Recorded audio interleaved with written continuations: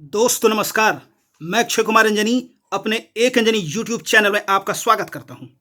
आधुनिक भारतीय इतिहास की श्रृंखला को आगे बढ़ाते हुए आज हम आपके सामने एक वीडियो लेकर उपस्थित हुए हैं जिसमें हम शाहजहां तृतीय, शाह आलम द्वितीय, अकबर द्वितीय और बहादुर शाह जफर द्वितीय के बारे में चर्चा करेंगे।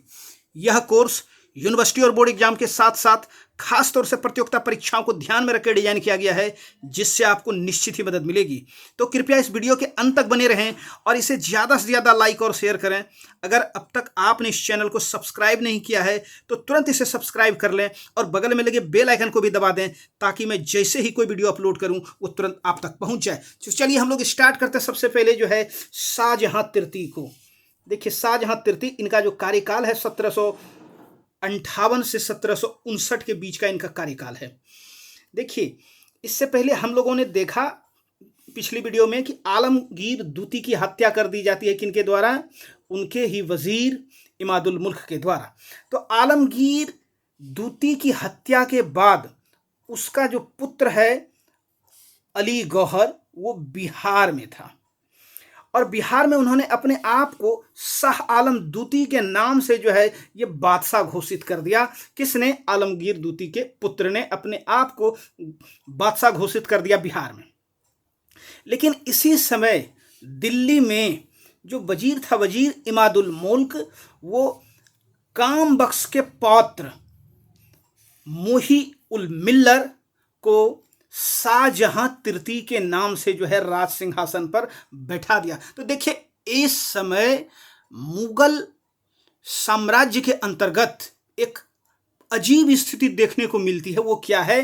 ये नोट करने लायक बात है कि इस समय जो है आलमगीर द्वितीय की मृत्यु के बाद मुगल साम्राज्य में जो है दो बादशाह दो अलग अलग जगह पर जो है ये गद्दी पर बैठते हैं, सिंहासनारूढ़ होते हैं। ये पहला उदाहरण जो है मुगल साम्राज्य में देखने को मिलता है। तो इस चीज़ को थोड़ा सा याद रखिएगा। चलिए, हालांकि ज़्यादातर किताबों में आपको शाहजहां तृतीय के बारे में चर्चा इस तरह से मिलेगी नहीं और डायरेक्ट जो है शाह आलम द्वितीय से ही जो है स्टार्ट मिलता है। आलमगीर द्वितीय के बाद शाह आलम द्वितीय का जो कार्यकाल है वो 1759 से लेके 1806, काफी लंबा कार्यकाल है इनका। देखने से पता चल काफी लंबा कार्यकाल। अगर हम लोग बात करें तो उत्तर मुगल शासक में सबसे लंबा कार्यकाल किनका है? शाह आलम द्वितीय का। याद रखेंगे हम लोग।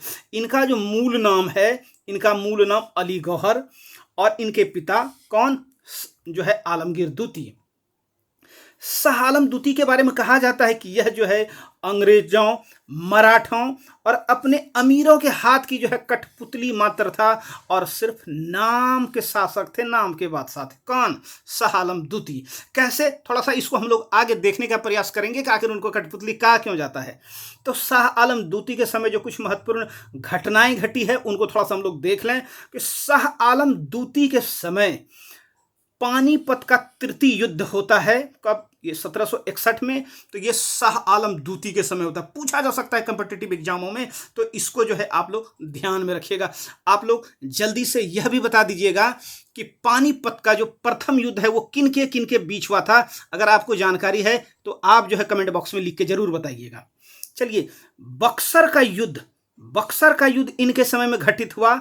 ये 1764 की घटना है। और आप अगर वीडियो देखते हैं या आप कहीं से भी, तो आपके लिए एक सवाल रहा कि प्लासी का युद्ध, भारतीय इतिहास में महत्वपूर्ण घटना, प्लासी का युद्ध किस मुगल बादशाह के काल में हुआ था, कार्यकाल में हुआ था? ये आपको कमेंट बॉक्स में जो है लिख के बताना है।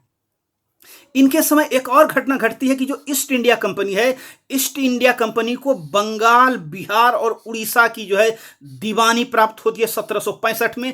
किसी विदेशी कंपनी को पहली बार इस तरह का चीज देखने को मिलता है भारत में, और ये सारा का सारा जो काम है हो रहा है वो शाह आलम द्वितीय के समय में ही हो रहा है।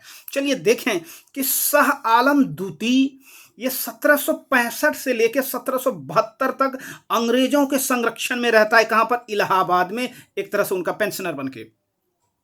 शाह आलम द्वितीय ये 1772 ईस्वी में मराठों के संरक्षण में चला जाता है और मराठों के संरक्षण में ये पहुंचता है दिल्ली और 1803 तक उनका संरक्षण स्वीकार करता है। किनका? मराठा का। तो देखिए, पहले अंग्रेज के संरक्षण में रहे, उसके बाद अब फिर से मराठा के संरक्षण। तो इनकी जो ये क्या कहते हैं, डगरे की बैगन वाली जो हालत है वो हमको देखने को यहाँ पर मिलती है। 1803 ईस्वी में अंग्रेज सेनापति लेक, याद रखिए 1803 ईस्वी में अंग्रेज सेनापति लेक ने दौलत राव सिंधिया, ये मराठा जो है सरदार थे, दौलत राव सिंधिया को जो है पराजित किया और पराजित करने के बाद जो है दिल्ली पर अधिकार कर लिया। तो दिल्ली पर अधिकार किस सेनापति के नेतृत्व में अंग्रेजों ने किया? तो लेक के नेतृत्व में। इसके बाद शाह आलम दूती अंग्रेजों के संरक्षण में चले गए और उनका पेंशनर बन गए। फिर से देखिए 1788 ईस्वी में गुलाम कादिर नामक व्यक्ति ने शाह आलम दूती को जो है अंधा बना दिया और 1806 ईस्वी में जो है उनकी हत्या कर दी जाती है। तो ये जो है शाह आलम दूती के बारे में जो है ये कहानी। चलिए अब हम लोग जो अगला बादशाह है अकबर दूती, अकबर दूती के बारे में भी जो है थोड़ी चर्चा कर लें। तो अकबर दूती का जो कार्यकाल है, अकबर दूती का कार्यकाल ये 1806 से लेकर 1837 के बीच जो है जाता है। इनके पिता कौन? शाह आलम दूती, और पिता की जो है मृत्यु के बाद ये शासक बनते हैं।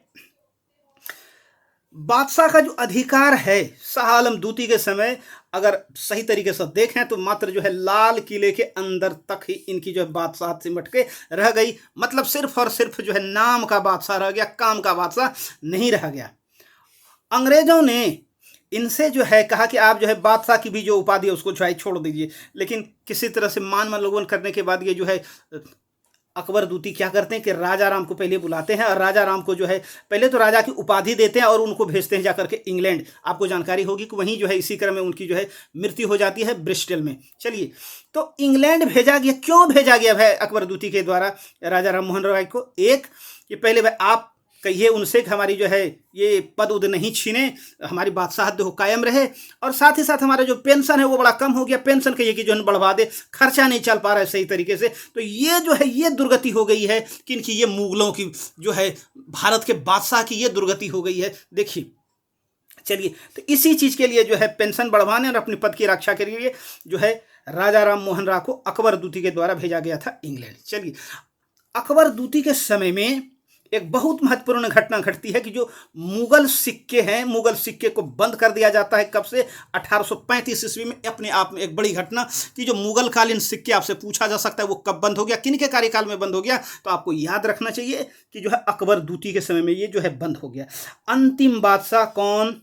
बहादुर शाह जफर दूती, और इनका जो कार्यकाल है 1837 से लेके जो है 1857 तक ये अंतिम मुगल बादशाह था। एक 1857 का जो विद्रोह हुआ, तो विद्रोह जो है इन्हीं के फेस पर हुआ, इन्हीं को जो है सामने रख कर किया गया, और इसमें जो है 1857 में पराजय के बाद जो है इनको बंदी के रूप में जो है रंगून भेज दिया। रंगून बोले तो जो है बर्मा की राजधानी, यहाँ भेज दिया गया, जहाँ 1862 ईस्वी में जो है बहादुर शाह जफर दूती की जो है मृत्यु हो जाती है। कानूनी रूप से अगर कहा जाए तो मुगल साम्राज्य 1 नवंबर सन 1858 तक कायम रहा, और महारानी की घोषणा, कौन महारानी? विक्टोरिया महारानी की जो है घोषणा के बाद, घोषणा पत्र के बाद जो है कानूनी रूप से मुगल साम्राज्य 1 नवंबर सन 1858 ईस्वी को जो है समाप्त हो जाता है।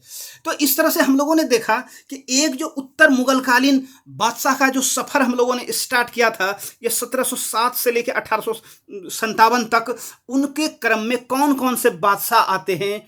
ये बहादुर शाह प्रथम, जहांदार शाह, फर्रुख सियर, रफ़ी दर्जात, सबसे छोटा कार्यकाल आप जानते हैं रफ़ी दर्जात का, और फर्रुख सियर ने सबसे पहली बार जो अंग्रेजों को जो है 1707 ईस्वी में जो है वो फरमान जारी किया, जिसके वजह से बंगाल में उनको जो बहुत सी सारी रियायतें मिली। हम लोगों ने पिछले वीडियो में सारा चीज़ देखा। अगर आपने पीछे के वीडियो को नहीं देखा उसको जरूर देखिए, निश्चित तौर पर उससे आपको फायदा पहुँचेगा।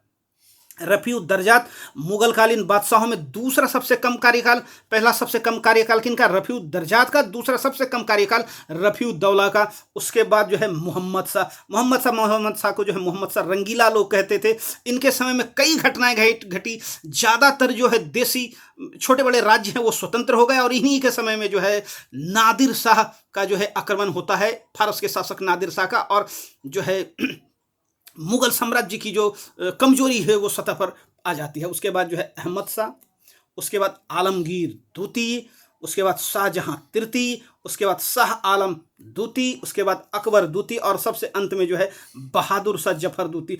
तो इस तरह से हम लोगों ने जो है ना इस वीडियो में बल्कि इस सीरीज में उत्तरकालीन मुगल शासक के सीरीज में हम लोगों ने एक एक करके सारे बादशाहों को देखा। अब हम लोग जो नेक्स्ट टॉपिक हमारा होगा वो ये होगा कि जो मुगल है, मुगल से टूट टूट कर जो भी देसी राज्य बने हैं, जैसे हैदराबाद हो जाए, बंगाल हो जाए, अवध हो जाए, ये मैसूर हो जाए, इस सारे को जो हम लोग एक एक करके जो है देखेंगे किस तरह से उनकी स्थापना होती है और स्थापना के बाद उनका किस तरह से जो संघर्ष होता है ये यूरोपीय कंपनियों से, ईस्ट इंडिया कंपनियों से, उस चीज को देखेंगे। तो हम आगे के वीडियो में जो है देसी राज्यों को ईस्ट इंडिया कंपनी या यूरोपीय कंपनी के सामने लाकर खड़ा करेंगे, जहां पर उनसे जो है संघर्ष होता है और उस संघर्ष में किन की जो है जीत होती है, किन की हार होती है, वो सारा का सारा चीज हम लोग देखने का प्रयास करेंगे। उम्मीद करते हैं इस वीडियो से आपको कुछ ना कुछ सीखने को जरूर मिला होगा और अगर आपको लगता है ये वीडियो आपके लिए हेल्पफुल है, लाभदायक है, तो इनको जो है इस चैनल को अपने दोस्तों के बीच भी सब्सक्राइब कीजिए। थैंक यू, धन्यवाद, बहुत बहुत धन्यवाद, बहुत बहुत धन्यवाद।